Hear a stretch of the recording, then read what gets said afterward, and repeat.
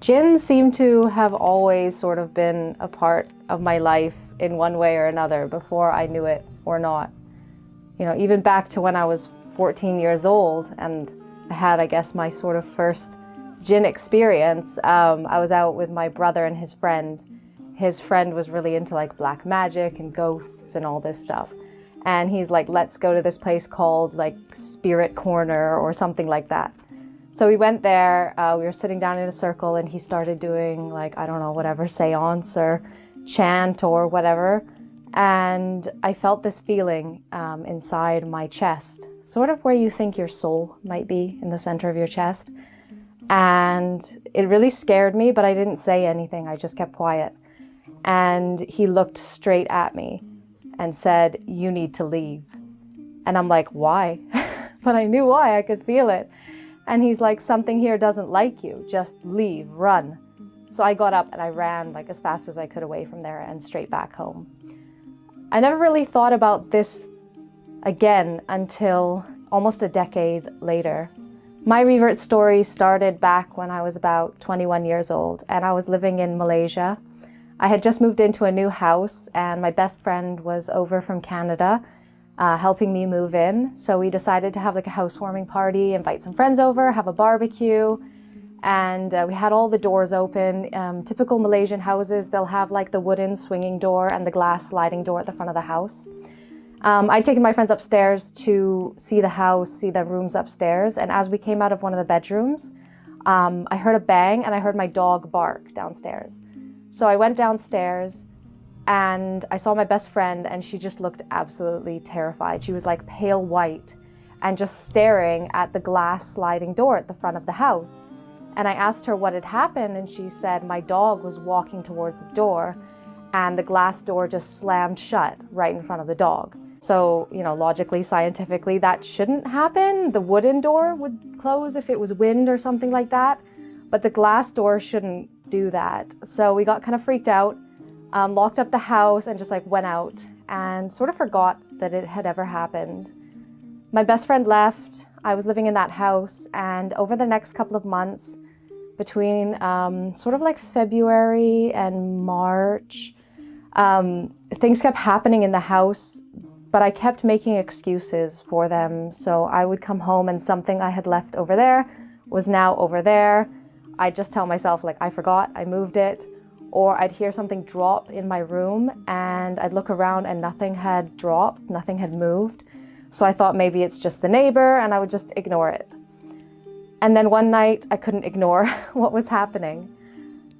I came home, it was quite late, like 11 or 12 o'clock at night. I went to my bedroom, I put my dog in her bedroom and I started to get ready for bed. I looked outside, sort of at the crack of my door, and I saw that the hallway light was still on outside. So I went outside to turn it off, and when I went outside, I felt that feeling that I had told you about in the beginning, when it happened to me when I was 14. Exact same feeling. The minute I felt it, I remembered that time. I couldn't see anything. I couldn't really hear anything. Maybe something like white noise, which sounds like a bit like a fan, but very faint. And I felt this feeling, but I could feel like where this feeling was coming from, like the energy, where it was coming from. And I got really scared, so I just shut my door and I locked my door. And as I turned around to go to my bed, something hit the door so hard behind me. The whole door shook. And I just got terrified. My heart fell on the floor. I didn't know what to do because I couldn't see it. I couldn't fight it. I couldn't do anything. At this time, I was an atheist, a very strong atheist who used to tell my friends like they're crazy for believing that there's some man in the sky who's created everything. And, you know, I've been in many situations where like, you know, life or death, or you're like afraid, but I never thought to call on God or any kind of like deity in any of those sort of situations because I just didn't believe that it would help. But in that moment, my mind was totally blank except for one word, and that word was Allah. So against like sort of my normal reaction, I asked God, I asked Allah to help me. And I went to bed and I put something on the laptop to kind of like distract my mind. And I fell asleep so quickly, like abnormally quick for me.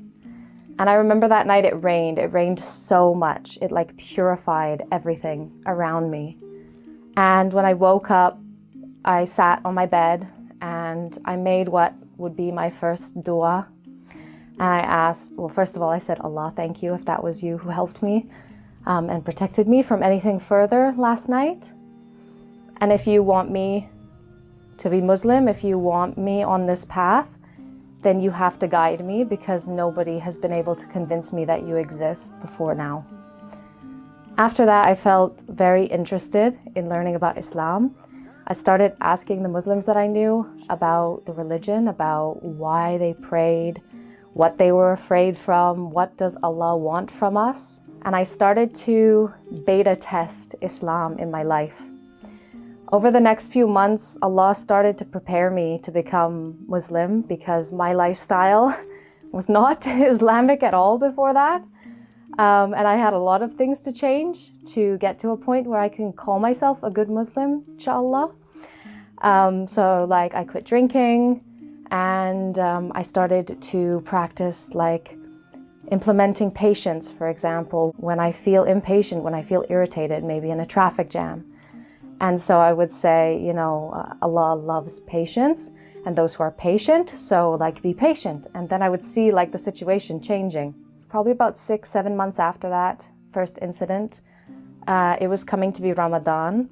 And all of my Muslim friends were very, very good Muslims in Ramadan. So I decided this is the time to see if I can be Muslim or not. Because for my personality, I don't do things halfway. I like to do them all the way or not at all. And I didn't want to be a Ramadan Muslim. I didn't want to only practice Islam during 1 month of the year. So if I was going to do it, I was going to do it all year. So I needed to know, can I be this? Can I fulfill all the duties of a Muslim? So I started fasting from the first day of Ramadan. I read a chapter or a juz of the Quran every day. I put on a hijab during that month, and I learned to pray. And it was very difficult learning how to pray and putting the papers in front of you. And I was completely on my own, so I didn't really have anyone in that month to guide me except Allah, which is quite suiting, because from the beginning, the whole journey was kind of just me and Allah. And so it was coming to be the middle of Ramadan, and I'd been fasting the whole month, and I'd been praying the whole month and reading the Quran. You know, I was about 15 juz in, and I kept reading about myself, you know, the blind and the deaf who are exposed to the truth. They know it's the truth, but their arrogance turns them away. And it was one night at Isha prayer, I thought to myself, if I died tonight, I'm not going to Jannah. I'm one of these people that Allah keeps warning us about. So I Googled, how do you say your Shahada in English? And I sat there on my prayer mat after Isha prayer, and I said my Shahada between me and Allah.